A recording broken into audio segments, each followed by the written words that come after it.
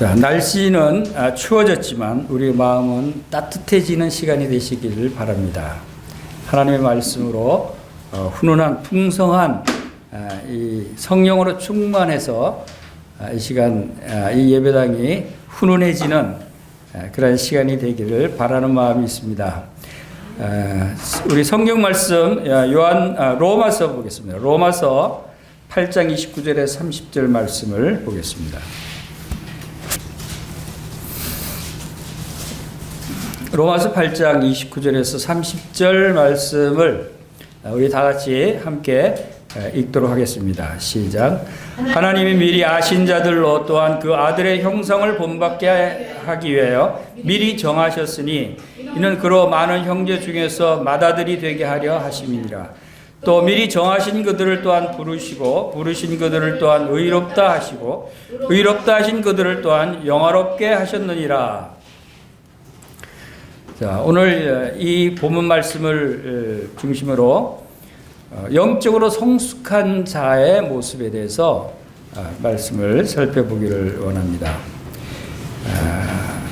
영적으로 성숙하게 되려면 어떻게 해야 하는가, 그런 문제들, 또 영적으로 성장하기 위해서 우리가 무엇을 알아야 하고 또 그리스도를 닮는 것은 어떻게 해야 되는가, 이런 부분들에 대해서 하나님의 말씀을 참고해 보기를 원합니다. 요즘 해가 이제 저물어 갑니다. 올해 이제 열흘밖에 남지 않았습니다. 해가 바뀌면서 늘 우리는 한 해를 돌아보면서 그동안 한 해 동안 내가 어떤 삶을 살았는가, 정말 후회하지 않는 삶을 살았는가, 돌아보니까 많은 후회가 되는가, 이러한 부분들을 생각하게 되고 이제 다가오는 새해를 어떻게 맞이할 것인가에 대해서도 우리가 함께 생각해보는 시간들이 됩니다. 해가 바뀌고 마무리되면 이제 달라지는 게 뭐가 있죠? 우리 나이들이 바뀝니다. 나이가 한 살 더 먹으면 좋습니까? 좋지 않습니까? 그럴 때는 있었죠. 나이가 한 살 더 먹는 것이 그렇게 좋을 때가 있었어요. 빨리 더 많이 먹고 싶을 때가 있었죠. 근데 지금은 어떻습니까? 그 반대로 나이를 안 먹으면 좋겠다는 생각을 가질 때가 더 많죠. 그건 왜 그런가 하면 나이를 먹을수록 이제 그 육신은 점점 약해지고 퇴보해 가기 때문에 참 그것을 좋아하지 않는 것 같습니다. 그러나 우리 그리스도인들은 희망이 있습니다. 소망이 있습니다. 그리스도인들은 육신의 나이와 상관없이 영적인 나이가 있습니다. 영적으로 우리가 태어난 날이 있었는가 하면 영적으로 성장하는 날이 있습니다. 그리고 영적으로 어디까지 성장하느냐는 것도 우리가 생각해 볼 필요가 있죠. 자, 영적으로 해가 지날수록 영적으로도 퇴보해 간다면 우리가 소망이 없겠죠. 지금 우리의 그 연수가 70이고 강건하면 80일지라도 수고와 슬픔뿐인 이 세상을 돌아보면 우리가 참 후회하지 않을 수가 없는 것이죠. 그러나 우리 영적인 나이가 이제 시간이 가고 해가 바뀔수록 점점 더 영적인 나이가 들어가고 영적으로 더 자라가고 하는 것이 그게 언제까지 자라갈까요? 영적으로 몇 살까지 자랄 수 있을 것 같아요? 영적으로는 무한정이죠. 영원한 생명이기 때문에. 영원한 생명을 살고 있는 영적인 생명을 가진 그리스도인들은 나이가 먹는 것이 두렵지 않습니다. 이제 점점 새로운 어린아이와 같은 마음으로 기대를 갖고 소망을 갖기를 그런 바라는 마음들이 있는 것이죠. 자, 하나님은 성장하는 것을 기뻐하시죠. 당연히 영적 성장을 기뻐하시고 또 우리가 영적으로 성숙되고 영적으로 풍요롭고 또 성령으로 충만하기를, 영적으로 충만하기를 하나님은 기뻐하신다고 생각이 돼요. 우리의 삶이 하나님이 기뻐하시는 삶을 살아야겠다는 생각을 갖게 됩니다. 이 생명이라고 하는 것은 특징이 있습니다. 생명은 자라는 것이에요. 성장하지 않으면 그 생명이 생명이라고 할 수가 없는 것이죠. 그래서 만약에 자라지 않는 생명이 있다면 그것은 병들었거나 죽었거나 하는 것이라고 볼 수 있습니다. 그래서 우리가 영적인 생명을 가진 영적인 사람들이 어느 정도 우리가 자랄 수 있는 것인가. 우리가 지금 성적으로 잘 성장하고 있는가를 돌아볼 필요가 있는 것이죠. 또 하나님의 뜻은 어디에 있는가, 이런 부분에서도 우리가 살펴보기를 원합니다. 그래서 오늘 에베소서 4장 12절 말씀도 함께 보겠습니다. 에베소서 4장 12절부터 16절 말씀을 같이 한번 읽겠습니다. 에베소서 4장 12절에서 16절 시작. 이는 성도를 온전하게 하여 봉사일을 하게 하며 그리스도의 몸을 세우려 하심이라. 우리가 다 하나님의 아들을 믿는 것과 아는 일에 하나가 되어 온전한 사람을 이루어 그리스도 장성한 분량이 충만한 데까지 이르리니, 이는 우리가 이제부터 어린아이가 되지 아니하여 사람의 속임수와 간사한 유혹에 빠져 온갖 교훈의 풍조에 밀려 요동하지 않게 하려 함이라. 오직 사랑 안에서 참된 것을 하여 범사에 그에까지 자랄지니라. 그는 머리니 곧 그리스도라. 그에게서 온 몸이 각 마디를 통하여 도움을 받음으로 연결되고 결합되어 각 지체의 분량대로 역사하여 그 몸을 자라게 하며 사랑 안에서 스스로 세우느니라.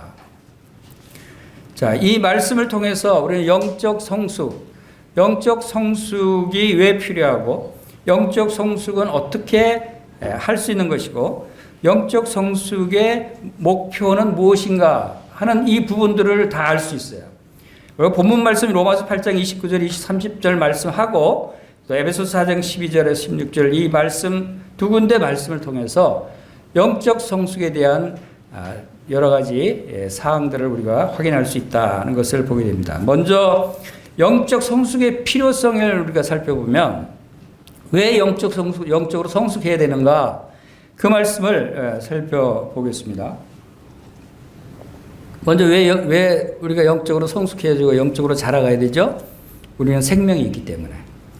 우리는 죽을 생명이 아니고 살아있는, 그것도 영원한 생명이 있기 때문에 우리는 성장해야 되고 성장할 수밖에 없는 생명이다 라고 하는 것을 우리가 알아야 됩니다. 그리고 두 번째로 왜 필요한가 하면은 우리가 성장하고 자라가는 것은 이거 주님의 뜻이라는 거예요. 그리고 이것은 주님이 이미 미리 정하시고 예정하신 것이다. 그것을 우리가 본문 말씀에서 로마서 8장 29절에서 하나님이 미리 아신 자들로 또한 그 아들의 형상을 본받게 하기 위하여 미리 정하셨다 그랬어요.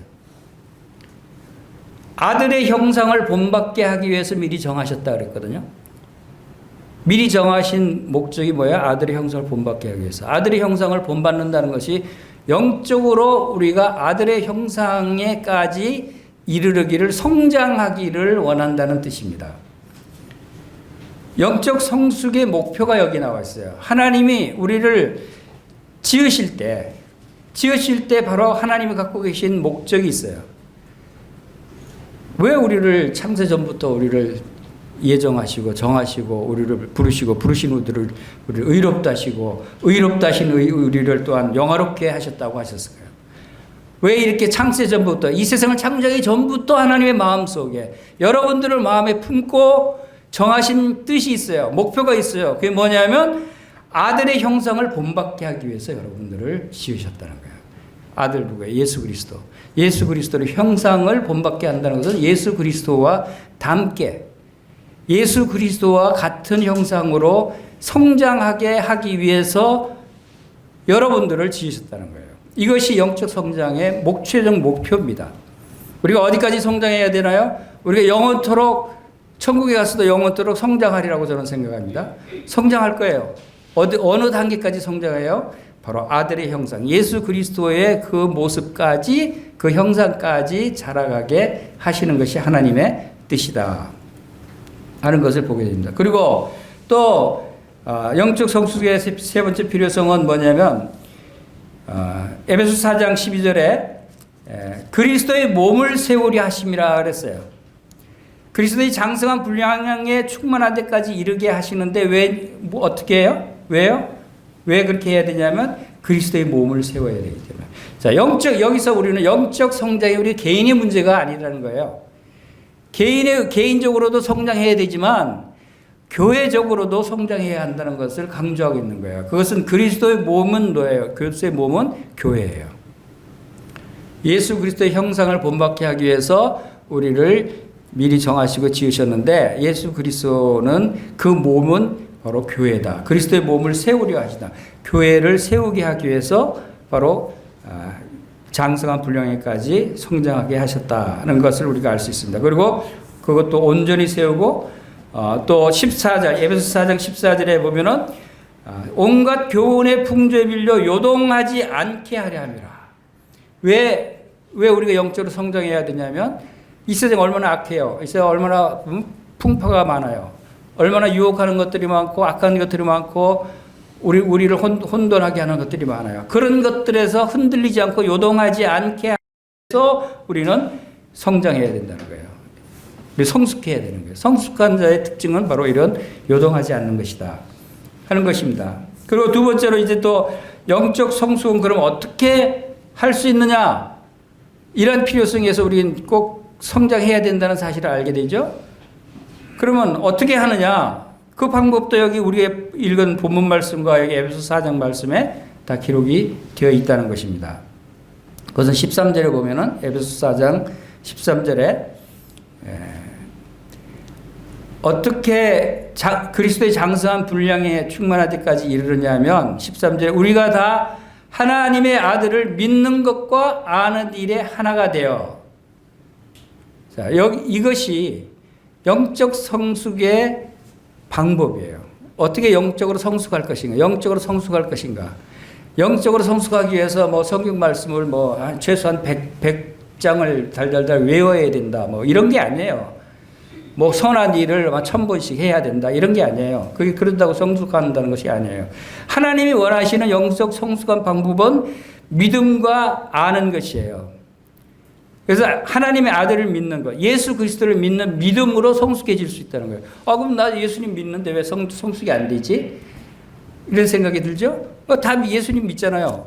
그럼 다 성숙하나요? 그 믿음이 그런 믿음이 아니라는 거예요. 무엇을 믿느냐가 중요한 거예요. 그래서 그것을 살펴볼 것입니다.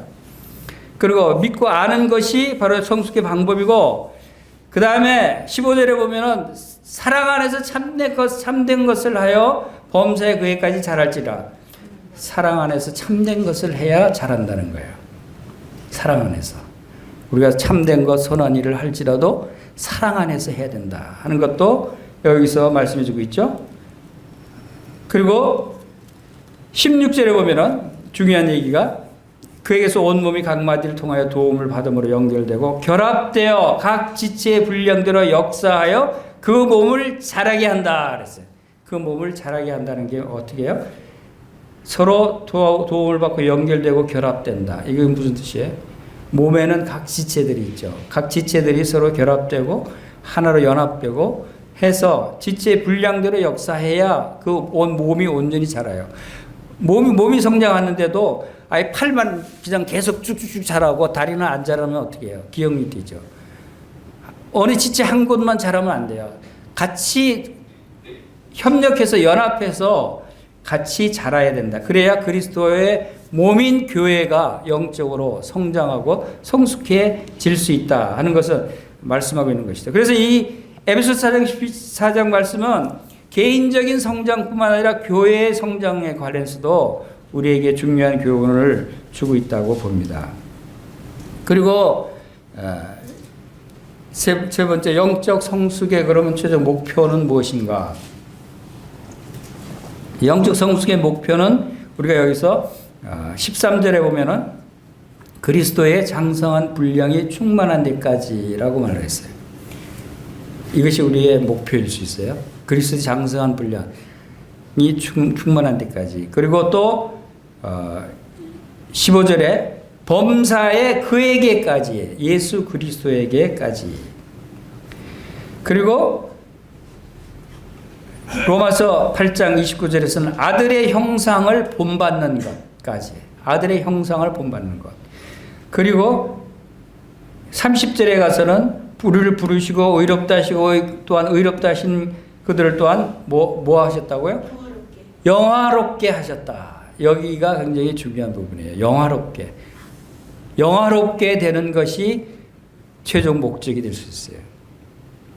우리가 여러분들이 다 주님 앞에 영적으로 성숙한 모습이라면 여러분들이 다 영화로운 삶을 살 수 있는 거예요. 이 영화로움은 꼭 천국에 가서만 이루어지는 것이 아니고 이 땅에서도 우리가 이루어질 수 있다고 하는 것이에요. 왜냐고요? 여기 뭐라고 했어요? 영화롭게 하셨느니라. 이것이 과거형이에요? 미래형이에요? 과거형으로 쓰여져 있어요. 미리 정하신 그들을 부르셨고, 이게 다, 시제가 다 과거형으로 기록된 것을 킹 제임스 버전에서도 확인했는데, 부르신 것도 이미 우리를 불러주셨어요. 그러니까 우리가 주님 앞에 나왔죠. 그리고 부르신 우리를 의롭다 해 주셨다라고 말씀하고 있어요. 여러분 의롭다함을 받았잖아요. 예수님 안에서. 예수를 믿고 의롭다함을 받았죠. 그들을 또한 영화롭게 하셨다라고 말씀하십니다. 여러분 영화롭게 된 거예요? 안 된 거예요? 그렇죠. 근데 왜 영화롭게 살지 못하죠? 이제 이것이 문제예요. 우리가 영화롭게 된 자들인데 그 영화로운 것을 누리질 못하고 있어요. 생각하지도 못하고 있어요. 내가 어떻게 이건 뭐 천국에 가서나 우리가 영화롭게 살 거라고 생각하고 있는 분들이 있죠. 그건 잘못된 생각이에요. 하나님은 우리에게 이미 이 땅에서 영화롭게 하신 거예요. 얼마나 감사한 일이에요. 자, 이런 것이 영적 성숙의 필요성과 방법과 목표에 대해서 살펴봤습니다. 자, 그러면 우리가 그 주님이 우리의 미리 정하셨다 하는 그 예정의 목적이 그리스도를 닮게 하는 것이라고 우리가 말씀을 살펴봤습니다. 그것은 바로 우리를 지으신 그 목적이었다라고 하신 것입니다. 그래서 이 목적을 이루기 위해서 우리를 영적으로 성숙한 자로 하기 위해서 주님께서 우리가 어떤 구체적인 그 말씀들을 주시는가 하는 것을 찾아보겠습니다. 어떤 부분에서 주님을 아들의 형상을 닮게 하기 위해서라고 그랬어요. 이거는 예수님을 닮아야 돼요. 예수님과 같이 되려면 예수님과 닮아야 되겠죠. 근데 예수님과 닮으려면 그 예수님이 어떤 분인가를 알아야 되겠죠. 어떤 분인가 알아야 그 모습을 쫓아가죠. 그렇죠? 그래서 그 부분에서 그리스도를 닮는 부분이 어떤 부분이어야 되는가 하는 것을 몇 가지 살펴보겠습니다. 첫째로 성품에 있어서 성품에 있어서 그리스도와 같아져야 된다는 것입니다. 세 가지가 있는데 성품과 그리스도의 인격과 그리스도의 영광 이 세 가지 부분에서 우리가 그리스도와 닮아야 된다는 것을 알 수가 있는데 그 중에 첫 번째 성품에 있어서 우리가 생각해 보겠습니다.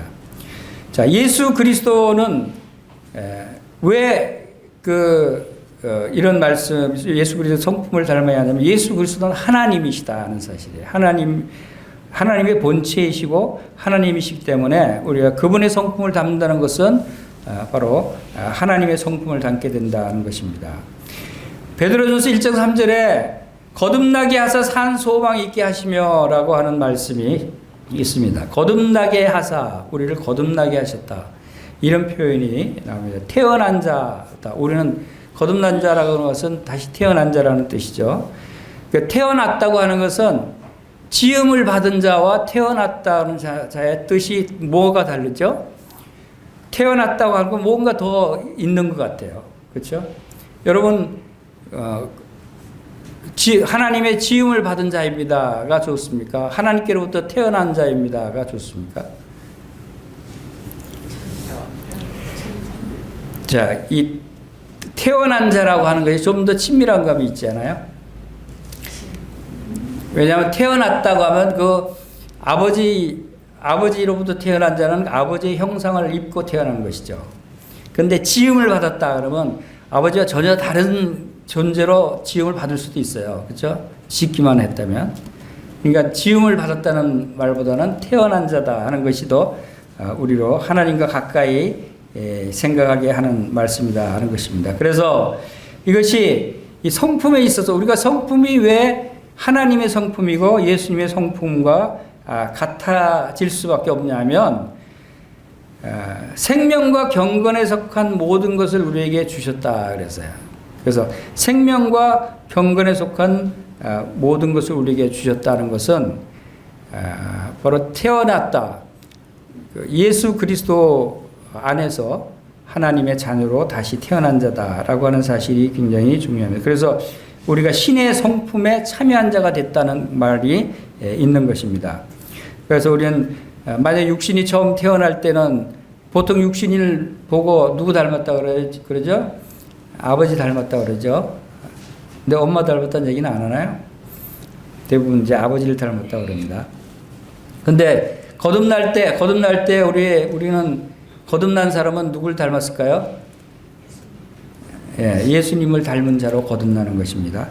그리고 우리가 첫 번째 출생이 우리 인성이 닮은 자로 태어나지만 두 번째 출생, 거듭난 자는 바로 우리에게 예수 그리스도의 신성을 부여받았다라고 하는 것을 알 수 있어요.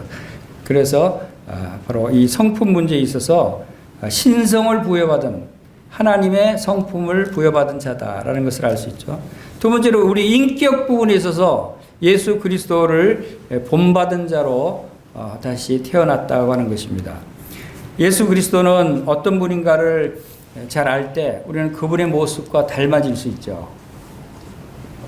만약 우리가 전혀 예수님과 상관없는 삶을 살고 있다면 그것은 예수님을 잘 알지 못하기 때문일 거라고 우리가 생각할 수 있어요. 자기 생각대로 사는 거니까. 근데 예수 그리스도께서는 하나님께 헌신하셨어요. 하나님께 순종했어요. 예수님은 하나님이 말씀하신 것만 말하고 하나님이 하라고 하신 것만 행했다고 말씀하셨어요. 그것은 곧 바로 예수 그리스도의 인격을 본받을 때 우리는 어떻게 누구를 따라서야 돼요? 누구는 바로 예수 그리스도의 말씀만을 쫓아야 되고 예수님이 하신 말씀만을 행해야 된다. 순종해야 된다는 것을 알 수가 있습니다. 그리고 예수님은 하나님의 전을 사모하는 열정이 그분을 삼켰다는 말씀이 있어요. 하나님의 전, 성전을 사모하는 열정이 있었어요. 예수님에게는. 그것은 곧 우리에게 어떤 모습을 본받기를 원하셔요? 우리가 하나님의 전은 어디예요? 오늘날 바로 교회예요. 교회에 모든 열정을 바로 교회를 위해서 쏟아야 된다. 예수님은 바로 하나님의 전을 사모하는 열정으로 실제로 죽으시기까지 하신 거예요. 모든 것을 바친 것이죠. 그리고 아버지 하나님의 사업을 행하셨어요. 예수님은 무슨 일을 하셨어요? 하나님의 사업을 행했어요. 그것은 선한 사업이었고 복음 사업이었고 이런 것들을 행했듯이 바로 우리는 이런 부분에서도 예수 그리스도를 본받는 삶을 살아야 한다면 항상 선한 복음 사업에 힘쓰는 그런 사람들이 성도들이 되어야 된다는 것입니다. 예수 그리스도는 또 사람들을 향해서 언제나 사랑이 충만한 분이셨어요. 사랑이 충만한 분이셨어요. 그분은 예수님은 그 벌 주기를 힘쓰고 심판하는 데 힘쓰지 않고 사랑하고 품고 또한 그들을 또 인도하는 데 힘쓰셨다는 것을 우리가 기록을 통해서 볼 수가 있습니다. 그다음에 예수님은 부드럽고 친절하고 온유한 모습을 나타내 보였듯이 우리도 그러한 모습이 나타나야 한다는 것입니다. 그리고 예수님은 순결하고 성결하고 이기심이 없고 이런 모습들을 나타내 보이셨다는 것을 우리가 알 수가 있습니다. 그 다음에 우리가 영광에 있어서 그리스도의 영광을 본받을 필요가 있다는 것입니다. 고린도후서 4장 6절에 어두운 데서 빛이라 하시던 그 하나님께서 예수 그리스도 얼굴에 있는 하나님의 영광을 아는 빛을 우리 마음에 비치셨느니라 라고 말씀하십니다. 예수 그리스도의 얼굴에 있는 하나님의 영광을 볼 수 있게 된 것이죠. 그리스도의 영광을 우리가 영적 성숙하는 단계는 바로 하나님의 영광에 들어가는 것인데 그것은 우리를 영화롭게 하는 것이죠. 자, 하나님의 영광은 우리의 삶 가운데 하나님의 영광은 어떤 것들이 있을 수 있을까요? 하나님의 영광은 우리가 하나님의 절대적인 위엄과 권능이나 아름다움과 신성 또 광대함 이런 것들이 하나님의 영광의 그 개념인데 하나님의 영광이 여러 가지로 성경에 이제 기록돼서 나타나고 있습니다. 그것은 하나님의 창조의 역사, 하나님께서 놀랍게 이스라엘 백성들을 인도하셨던 그런 구원의 역사라든가 또 하나님께서 모든 사람들을 구원하시기 위해서 예수 그리스도를 보내주신 구원자로 보내주신 그러한 역사, 이런 것들을 통해서 하나님께서 영광을 드러내셨다는 것을 알 수가 있습니다. 자, 이런 것들을 통해서 하나님의 영광을 아는 빛을 믿는 자들의 마음속에 비춰주셨다는 것을 또 우리가 알 수가 있습니다. 고린도후서 4장 6절을 함께 보시겠습니다. 고린도후서 4장 6절.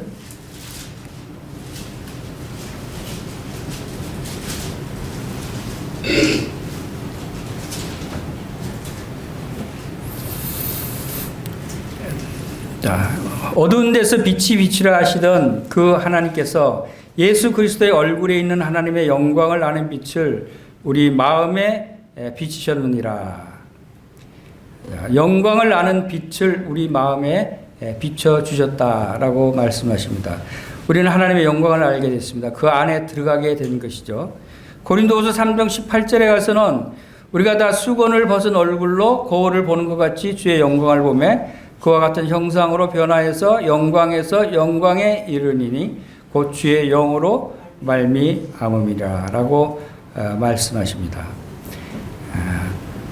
또 사도행전 7장 55절에서는 스데반이 성령 충만하여 하늘을 우러러 주목하여 하나님의 영광과 및 예수께서 하나님 우편에 계신 것을 보고 말하되 보라 하늘이 열리고 인자가 하나님 우편에 서신 것을 보노라 한데, 자, 하나님의 영광을 우리가 볼 수 있을까요? 자, 하나님의 영광이 얼마나 놀라운 것인가 하는 것을 우리가 생각해 볼 필요가 있습니다.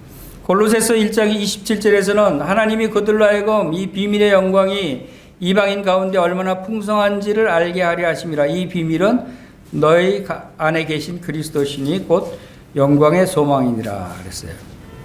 우리도 이 비밀의 영광을 알게 되었다는 것을 알 수가 있죠. 그래서 비밀의 영광이라는 것이 얼마나 풍성한 것인가를 에베소서 1장 17절에서도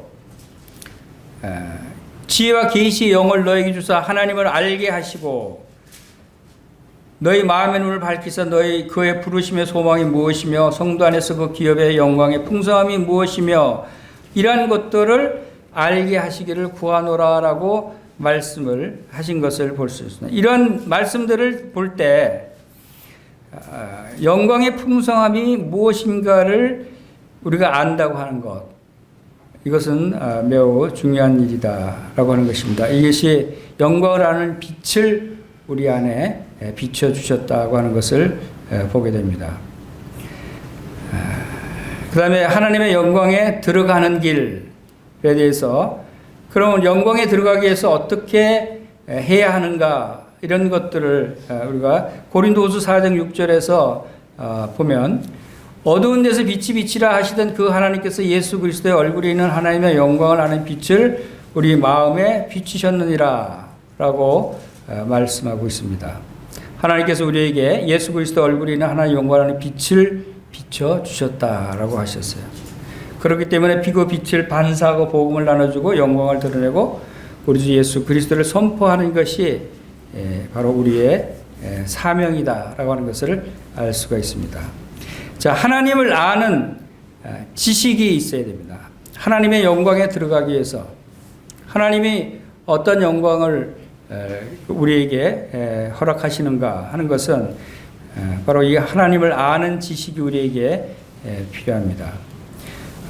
율법학자 사도 바울은 하나님의 영광을 알았을까요? 율법학자였기 때문에 사도 바울이 얼마나 하나님에 대해서 많이 알고 있었겠습니까? 하나님의 영광을 알고 있었습니다. 그러나 그 하나님의 영광은 율법의 영광이었어요. 율법 안에서 나타난 영광밖에 그는 알 수가 없었어요. 그러나 그 예수 그리스도 얼굴에 나타난, 예수 그리스도를 통해 나타난 하나님의 영광을 그는 예수 그리스도를 만나고 나서 그 영광을 알게 됐다는 것을 보게 됩니다. 그래서 사도는 단순히 하나님을 안 것이 아니고 예수 안에 있는 하나님을 알게 됐어요. 우리가 그 성경 말씀을 보면서 예수 그리스도의 영광이 어떤 영광인지 우리가 안다고 하는 것은 성령의 인도하심이 없으면 알 수 없다는 것을 보게 됩니다. 그래서 하나님의 영광을 아는 것이 아니고 예수 그리스도 얼굴에 있는 하나님의 영광을 알게 되는 그러한 성령의 역사가 있어야 한다는 것입니다.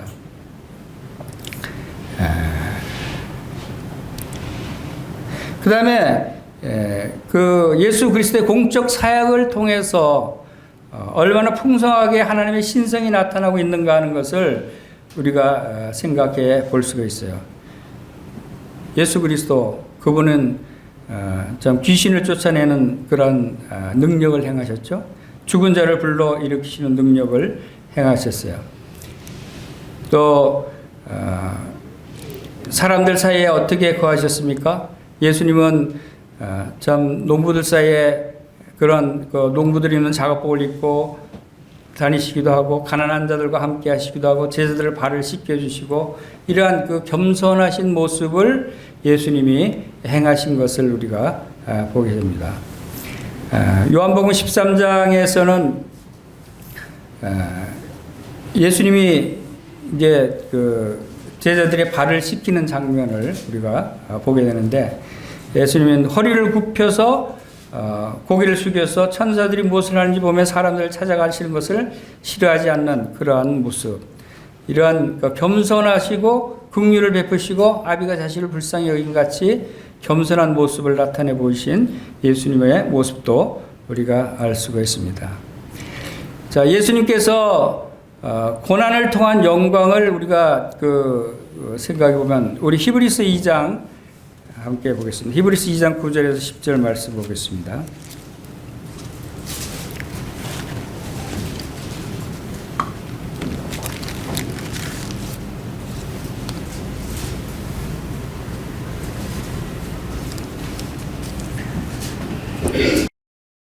히브리서 2장 9절에서 10절 말씀 같이 한번 읽겠습니다. 시작.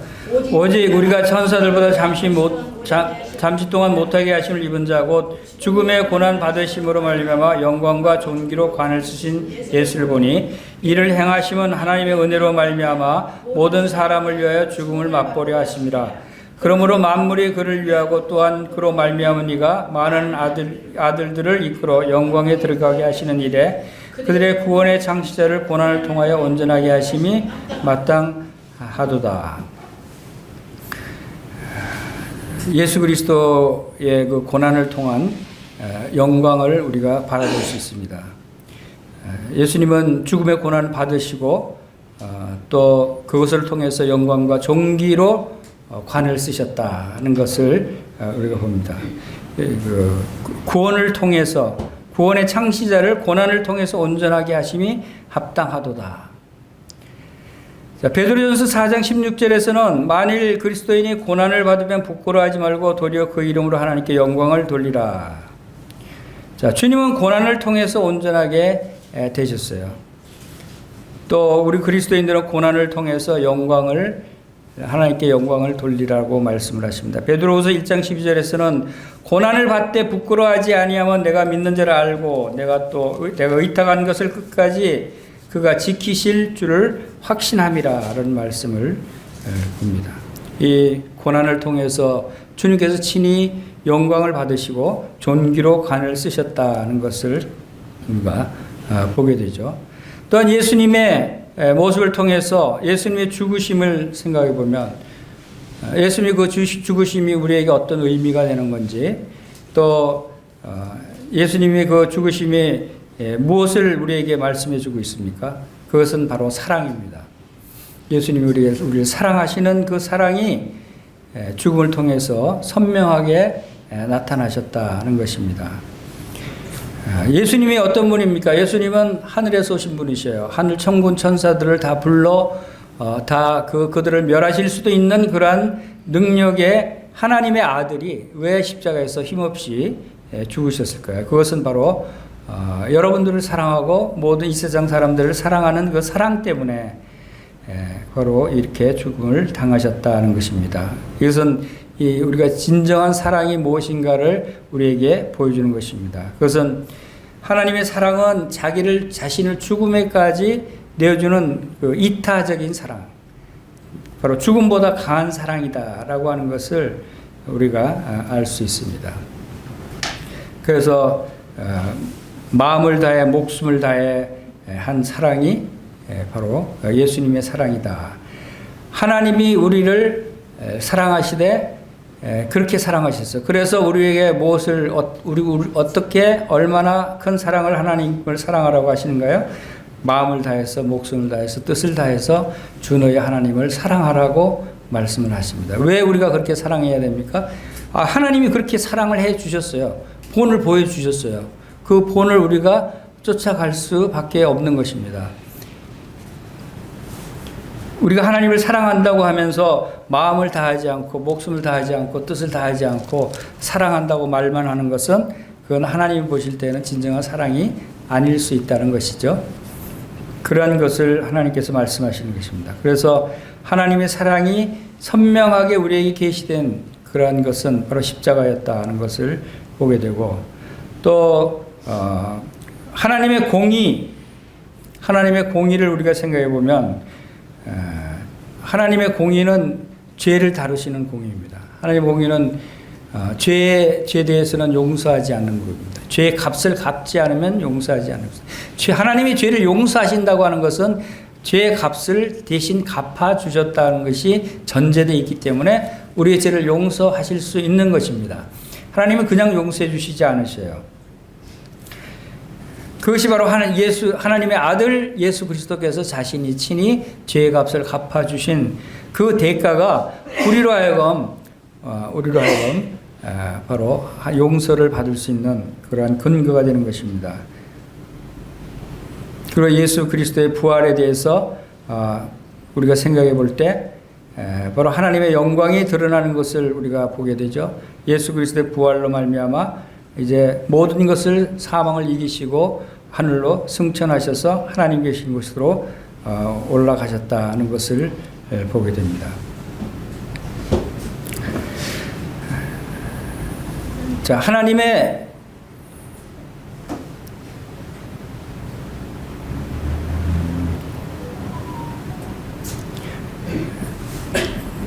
이러한 말씀들을 통해서 또 하나님의 영광의 광채시요 본체의 형상이신 그리스도의 영광의 모습들을 우리가 생각할 수 있습니다. 그분의 이름은 예수 그리스도의 이름은 기묘자라 모사라 전능하신 하나님이다라고 이사야서 9장 6절에서 말씀을 하시고 요한일서 5장 20절에서는 그는 참 하나님이시여 영생이시라라고 말씀을 하셨습니다. 하나님의 영광의 광채시요 본체의 형상이신 바로 예수 그리스도의 모습을 우리가 성경을 통해서 기억해야 될 것입니다. 그리고 임마누엘 하나님 우리와 함께 계시다. 바로 이 예수 그리스도를 통해서 하나님 우리와 함께 하시는 것이고 또 예수 그리스도의 모습을 통해서 하나님의 모습을 우리가 볼 수 있다는 것을 생각하게 됩니다. 예수님의 자비로운 모습을 우리가 한번 생각해 보십시오. 예수님은 죄인들을 위해서 친히 죽으셨어요. 예수님의 공의로운 모습은 어떤 모습이 있습니까? 예수님은 산자와 죽은 자를 심판하는 재판장의 모습으로 서게 됩니다. 예수님의 권능은 말씀으로 모든 것을 흔들어 버릴 수도 있고 하늘의 12영도 된 천사들을 불러 모을 수도 있는 그런 권능을 가지신 분이십니다. 또 사랑이 얼마나 무한한 사랑입니까? 예수님의 사랑은 죽음을 두려워하지 않는 사랑이었습니다. 예수님은 여러분들을 사랑하시죠. 여러분들을 얼마큼 사랑하십니까? 우리를 사랑하시는 예수님의 사랑을 생각할 때 그 얼마나 지속될 사랑인가요? 그것은 무한한 사랑이다 우리가 얘기를 하죠. 끊어지지 않는 사랑이다라고 얘기합니다. 자, 무한한 사랑을 끊어지지 않는 사랑을 하려면 이 세상 사람들은 어떤 남녀가 만나서 사랑을 하다가 계속 영원한 사랑을 하고 싶을 때는 어떻게 합니까? 결혼을 하죠. 결혼하지 않고 우리 그냥 그대로 사랑하면서 따로따로 살아갑시다 라고 하면 그건 진실성이 부족한 사람이죠. 사랑하는 사람은 결혼을 합니다. 예수님이 여러분들을 사랑하는데 그 사랑이 얼만큼 진실성이 있는 사랑일까요? 우리가 생각할 때는 결혼해서 영원히 같이 살아야 그 영원한 사랑이 되는 거 아닙니까? 그래서 예수님이 우리와 결혼하기로 하시고 우리를 신부로 맞아들이기로 하시고 이제 혼인 예식이 계획이 되어 있는 것입니다. 그래서 무한한 사랑을 하려면 결혼을 하듯이 예수님은 이미 우리에게 무한한 사랑으로 약속하셨고 그 사랑을 지키기 위해서 이제 곧 우리가 휴거 받으면 바로 하늘에서 주님과의 혼인 예식이 이루어질 것이 요한계시록 기록되어 있죠. 그것이 바로 주님과의 우리와의 사랑의 관계입니다. 자, 하나님의 모든 속성들이 예수님 안에 있어요. 예수님께서는 우리를 사랑할 뿐만 아니라 우리를 지키시고 우리를 보호하시고 또 우리에게 영원한 것을 또 계획하시고 제시해 주신다고 하는 것입니다. 그래서 우리가 정리를 해보겠습니다. 우리가 고린도후서 4장 6절에 어두운 데서 빛이 빛이라 하시던 그 하나님께서 예수 그리스도 얼굴에 있는 하나님의 영광을 아는 빛을 우리 마음에 비추셨느니라 라고 말씀을 하셨어요. 그리고 로마서 8장 29절에서 30절에서는 하나님이 미리 아신 자들로 또한 아들의 형상을 본받게 하기 위하여 미리 정하셨으니 이는 그로 많은 형제 중에서 맏아들이 되게 하려 하심이니라. 또 미리 정하신 그들을 부르시고 부르신 그들을 또한 의롭다 하시고 의롭다 하신 그들을 또한 영화롭게 하셨느니라 라고 말씀하셨어요. 그래서 골로새서 2장 9절에서는 그리스도 안에서는 신성의 모든 충만이 육체로 거하시고 너희도 그 안에서 충만하셨으니 그는 모든 통치자와 권세의 월이시라 그랬어요. 자, 아들의 형상을 본받게 하기 위해서 하나님의 아들의 형상을 본받아 우리는 하나님과 하나가 되는 그러한 관계에 가기 위해서 우리에게 주신 것은 그 빛을 우리 마음에 비추셨고 미리 정하셨고 또한 우리를 의롭다 하시고 의롭다 하신 우리를 또한 영화롭게 하셨다라고 하십니다. 그리고 우리도 주님 안에서 예수님 안에서 충만하여졌으니라고 말씀을 하십니다. 자, 우리가 영화롭게 되는 것이 그 주님 나라 가서의 일이다라고 이제 보통 우리가 생각이 되는데 이 영화롭게 되는 것은 이 땅에서의 일이다라는 것을 우리가 알 수가 있습니다. 왜냐하면 이 영화롭게 하셨다는 것도 이미 과거형으로 말씀을 하고 계시기 때문에 우리를 부르시고 부르신 그들을 또한 의롭다 하시고 의롭다 하신 그들을 또한 영화롭게 하셨다라고 말씀을 하셨습니다. 자, 이 빛의 말씀을 받을 때 우리는 영적으로 더 충만해지고 성숙해지는 것을 생각할 수 있습니다. 예수님을 닮아서 장성한 분량에 이를 때 우리는 성숙해지는 것이죠. 베드로후서 1장 3절 말씀 한 군데 더 보겠습니다. 베드로후서 1장 3절 신기한 능력으로 생명과 경건에 속한 모든 것을 우리에게 주셨으니 이는 자기의 영광과 더불어서 우리를 부르신 이를 알므로 말미암음이라 라고 말씀을 하셨습니다. 생명과 경건에 속한 모든 것을 우리에게 주셨습니다. 무엇으로? 신기한 능력으로. 그 신기한 능력은 바로 우리 안에 들어오신 성령의 능력으로 이러한 것을 주셨다고 하셨습니다. 그래서 오직 사랑 안에서 참된 것을 해서 범죄 그리스도까지 자라나가는 그런 성도님들 되시기를 바랍니다. 영적으로 성숙한 그리스도인들이 돼서 이제 하나님을 영화롭게 해드리는 성도님들이 되시기를 바랍니다. 그것이 바로 우리 아들의 형상을 본받게 하기 위해서 우리를 미리 정하시고 정하신 우리를 부르시고 부르신 우리를 의롭다 하시고 의롭다 하신 우리를 영화롭게 하신 하나님의 뜻입니다. 우리를 영화롭게 하셨다. 우리가 영광 가운데 있다고 하는 것은 이 영화롭게 하신 것을 누리시기를 바랍니다. 그것이 주님의 뜻이라고 생각이 됩니다. 기도하겠습니다. 아버지 하나님 감사를 드립니다. 참 은혜 가운데 주님의 말씀을 또 함께 나누게 하시고 또 우리를 사랑하시고 우리를 부르시고 우리를 의롭다 하시고 의롭다 하신 우리를 영화롭게 하시는 신실하신 주님이 저희들과 함께 하심을 감사를 드립니다. 저희들 삶을 통해서 하나님을 영화롭게 해드리는 삶이 될 수 있도록 인도해 주시기를 원합니다. 우리 주 예수님의 귀하신 이름으로 감사하며 기도하옵나이다. 아멘.